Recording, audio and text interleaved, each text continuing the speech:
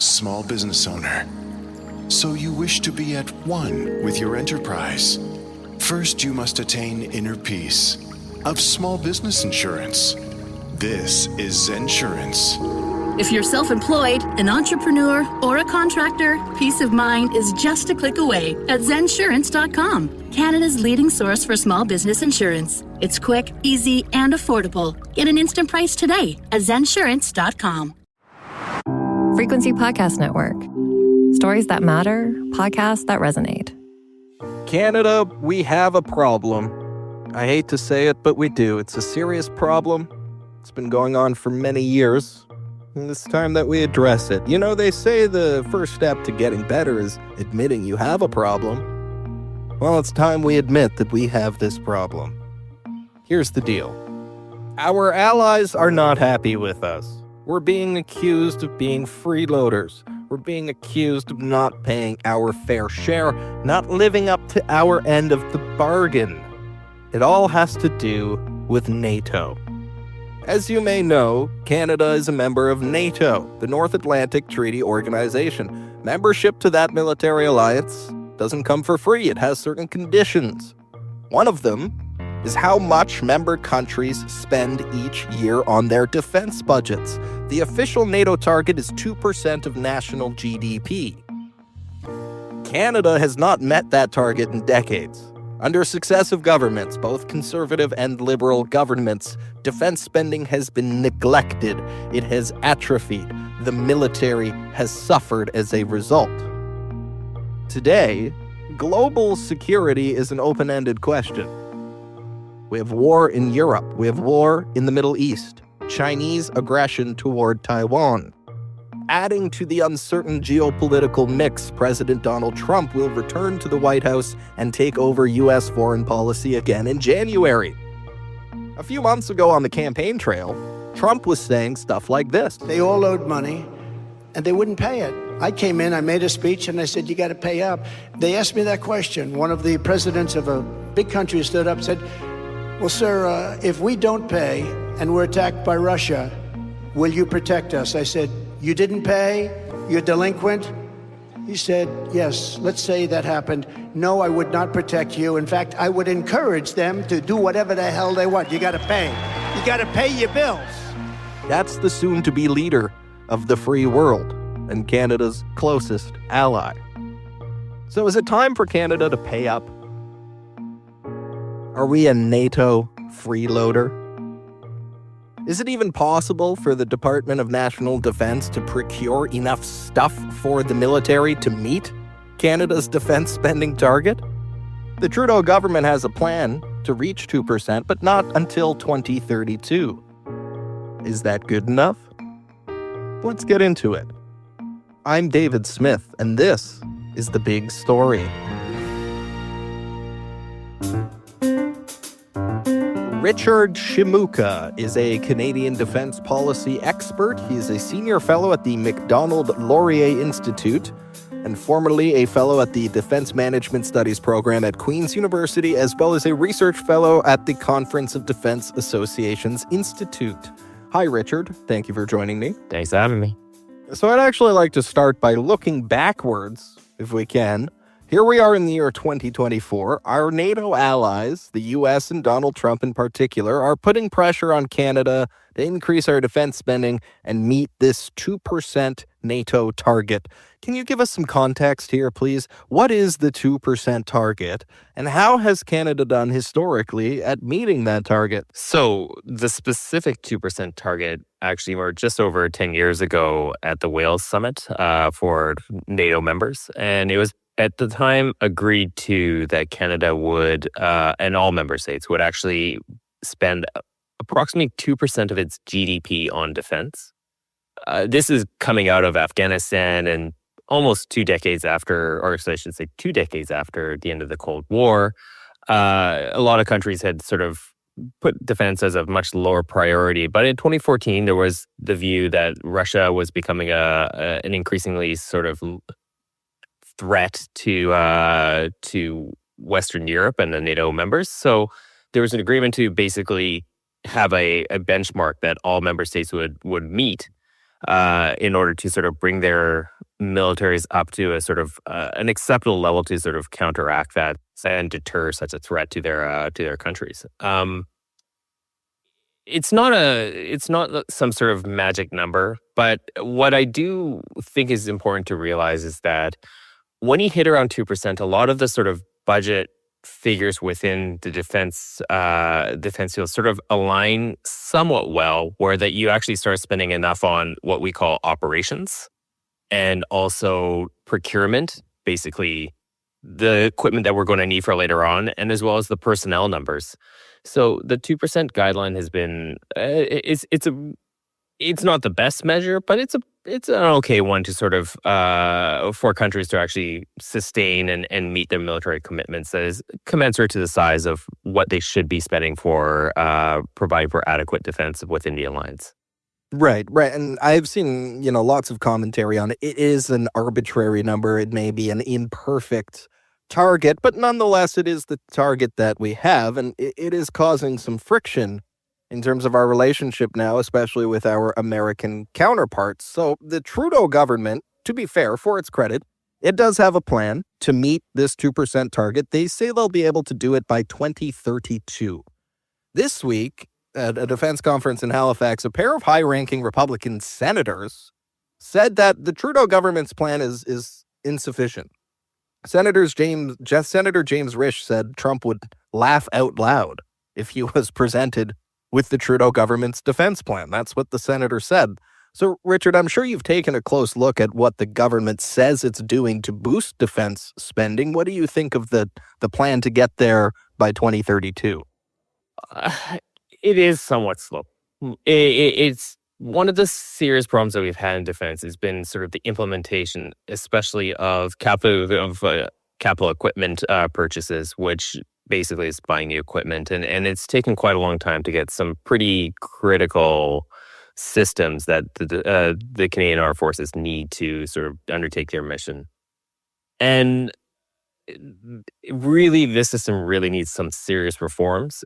But the reality is that because it takes so long and because of the sequencing of the acquisition capabilities, 2032 is kind of where they're at. Now, if it was, in my view, and I would argue that the government made it a real priority, they could make reforms. They could try to buy them quicker through sort of new pathways to acquire these systems and potentially get deliveries earlier, which would allow them to meet the 2032, meet the 2% guideline in this sort of significantly earlier stage than 2032. But I think that that's really what they've kind of presented as a plan within their fiscal framework is, from their view, the best that they can do or they want to do, given all the sort of other programs and other priorities they have, domestic and whatnot, for their government. Right. The criticism that has been leveled against Canada is that we're freeloading. We're riding on the coattails of the United States. It's a powerful populist political message. I'll say that for my part.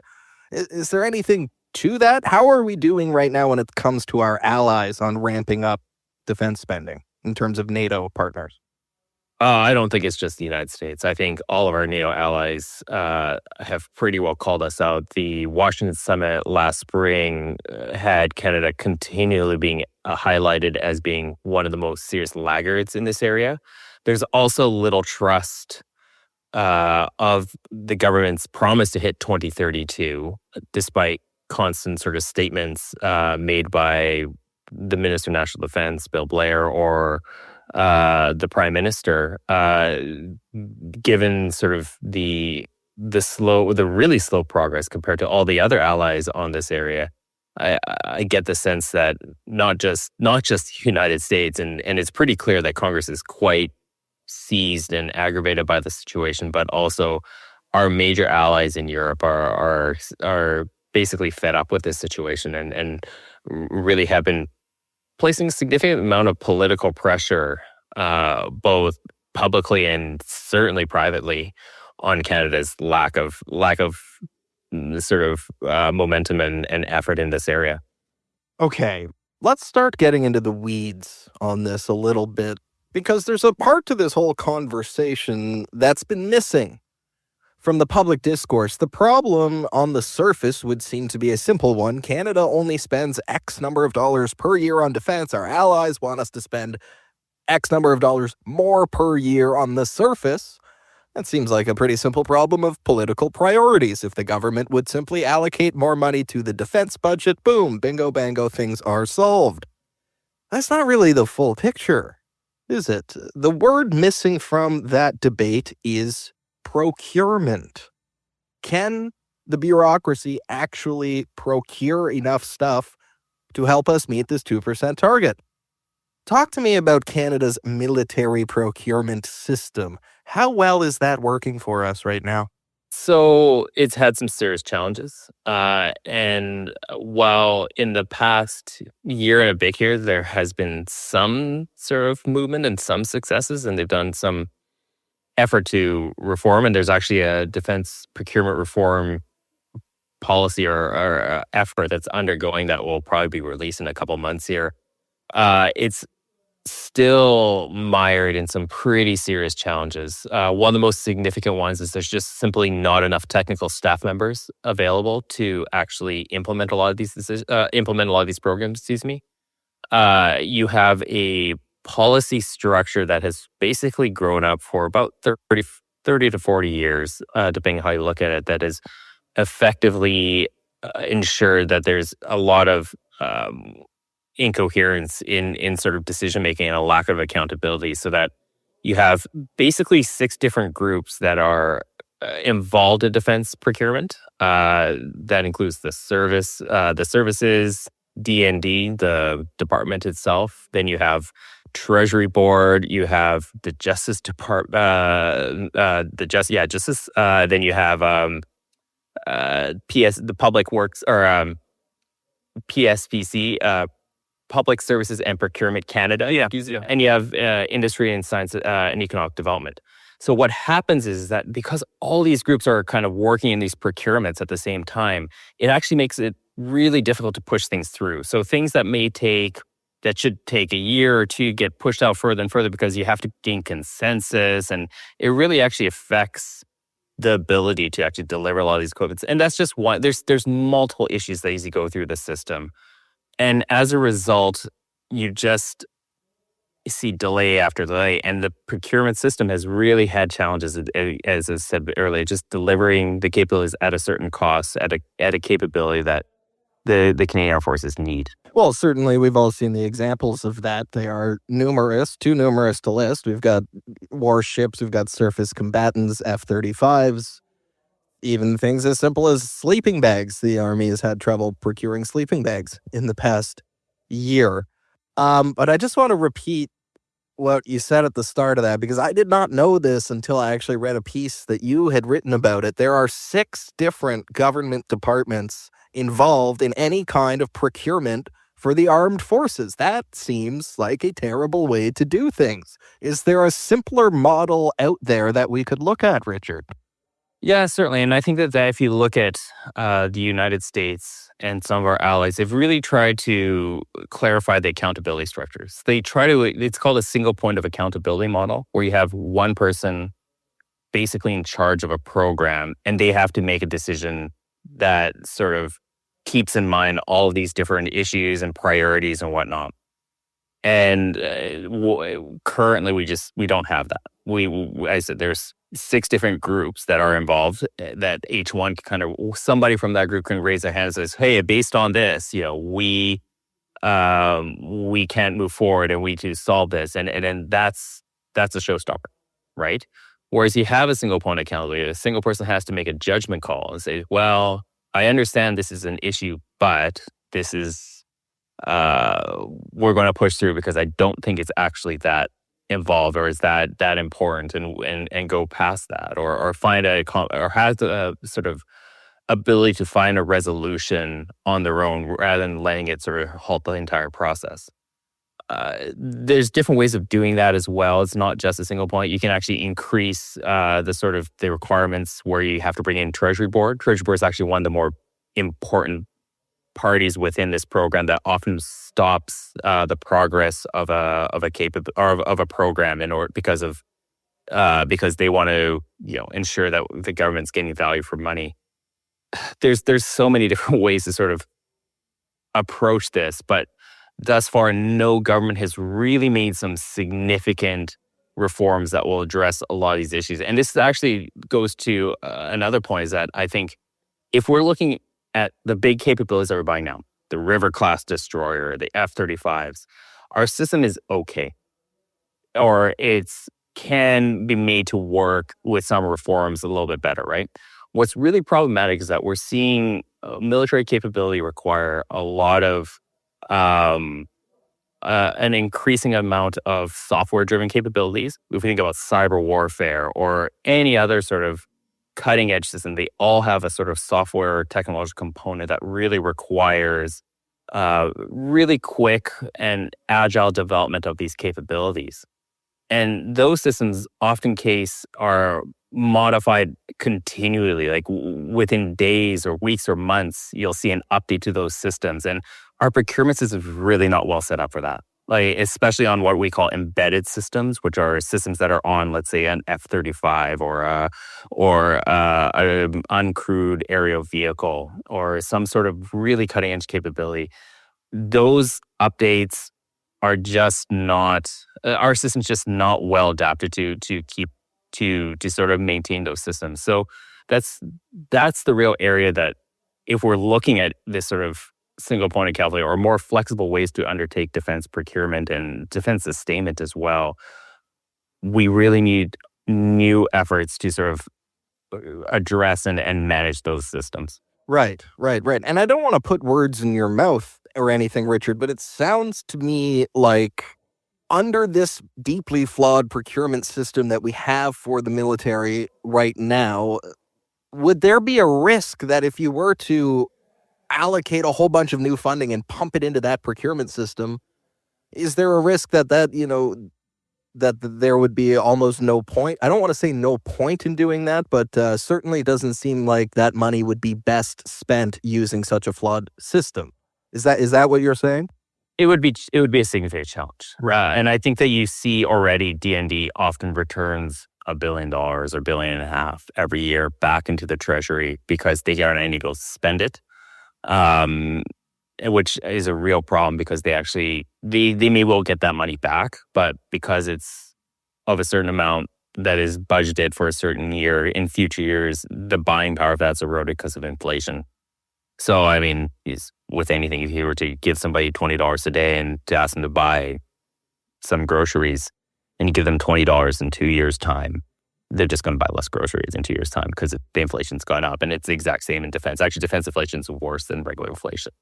So that's a real sort of challenge that defense is facing. Just being able to execute on programs, as it's called, has been problematic. And a lot of the key enablers for that, the workers, the people who can actually do the technical work in order to identify what are the requirements, assess the sort of various competitors and make a decision, or ones who can program and actually put together some of these capabilities in the back end. There's just simply not even close. It may well be an order of magnitude of a shortage than what's actually required. Okay. Can you give us a sense, broadly, of the state of Canada's military preparedness today? For instance, we do have quite a sizable deployment in Latvia with the NATO response to the war in Ukraine. Outside of that, how many troops could the Canadian Armed Forces deploy at any given time around the world right now if it needed to? Essentially zero. Essentially zero. So we have about 2,000 troops in Latvia. Because they're there, they can't deploy the armed forces anywhere else in the world? We can add a couple here, a couple there to various missions, which we do. UN peacekeeping missions. There's a few dozen here, a few dozen there. Even a recent deployment to, I believe, Jamaica in support of operations in Haiti caused issues.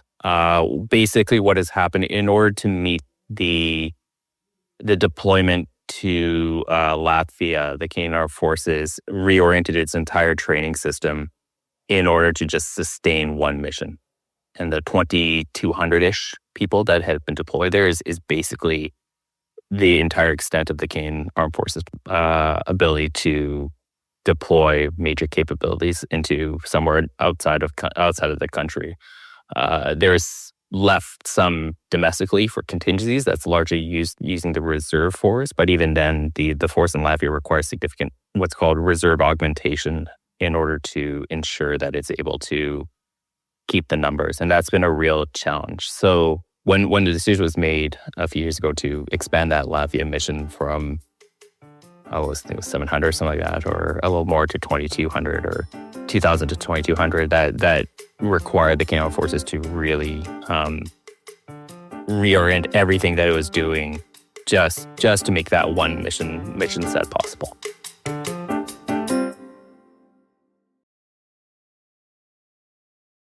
Thinking about the misfortunes your small business could suffer doesn't seem very zen, but meditate on this for a moment. Thinking leads to preparation. Preparation leads to peace of mind. You could call it Zensurance. Get affordable insurance for as little as $19 per month. Quick and easy, whether you're self-employed, an entrepreneur, a contractor, or small business owner. Zensurance offers the unique coverage you need in a snap. Get an instant price today at Zensurance.com.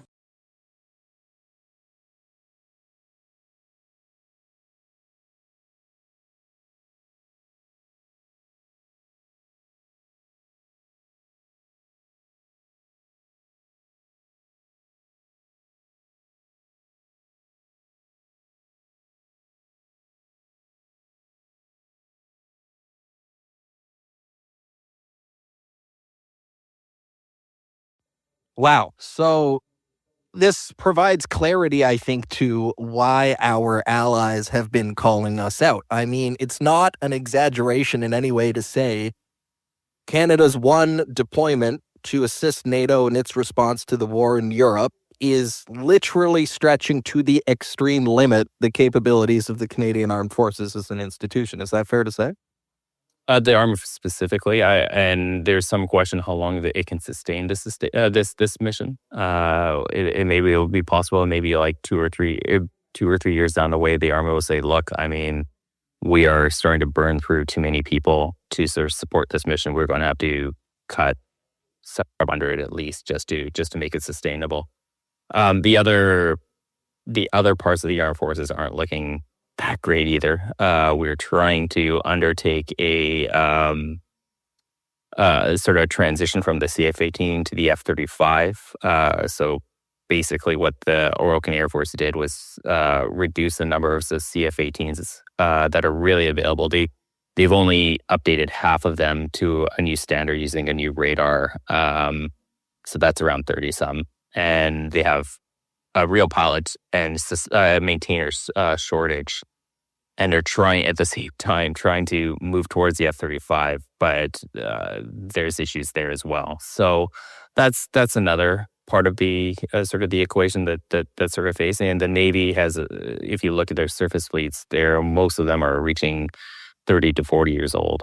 And when those ships, as these ships are sort of reaching this sort of 40-year age, they're taking a massive amount of maintenance in order to sort of keep going, just because, and if you think about a 40-year-old car, right, it's the same kind of issues. Or a car that goes past 300,000 kilometers, your maintenance bills go up. So one figures that the maintenance on a Halifax-class frigate, which is our main surface combatant, they used to take, when they first came out, they took about 100,000 hours to get back into the water after a deployment, and now it's taking over 1 million. And so our ability to deploy more than 2 is really tough out of, I believe, 12. And then so after that point, maybe 3 out of, if we push it, right? But that's it. So which is not, you're always going to have a cycle there where you're going to have 1 in maintenance, 1 getting ready for deployment, and then 1 out to deployment. So a 3-to-1 is sort of normal, but it's starting to fall down because the amount of work just to keep the fleet going is just so much more than the system can actually handle. Mm-hmm. Okay, so let's broaden our view out a little bit more here. Back to the Donald Trump element in this whole equation. Trump is he's not a dedicated believer in NATO, certainly. He's been ambivalent towards NATO, to put it mildly. In the past, he's mused about pulling the U.S. out of NATO or not honoring the treaty if he feels other members like Canada are not paying their fair share. So how will a Trump presidency defense policy look different from the current Biden administration, and what could the impacts be for Canada? Well, there's always the risk that he said, "Oh, I'll pull out of NATO." At the same time, he calls it one of his greatest triumphs, where he said, "Look, I got all these countries to go to 2%," ignoring that, it was Ukraine that really pushed countries to go past 2%. But he always says, "Look, I made this big."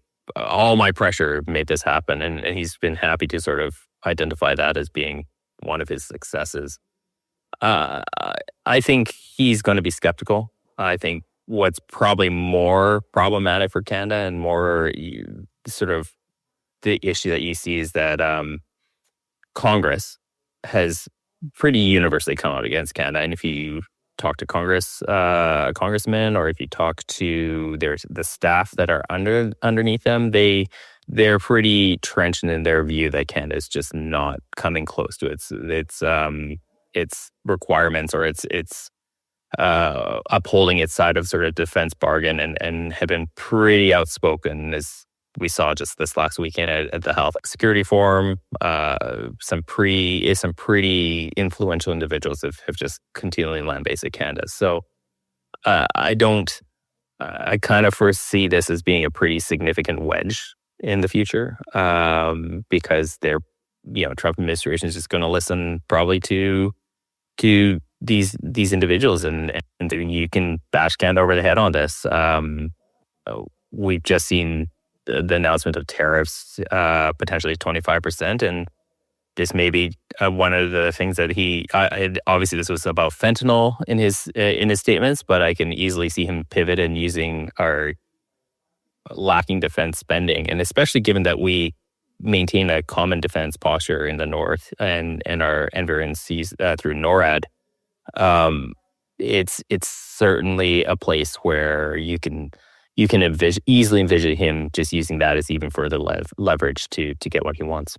Okay, very interesting. In closing today, I'm going to appoint you defense policy advisor to the Trudeau government, Richard, and you've got a meeting with the defense minister in the morning. What would be your key recommendations to the government at this time?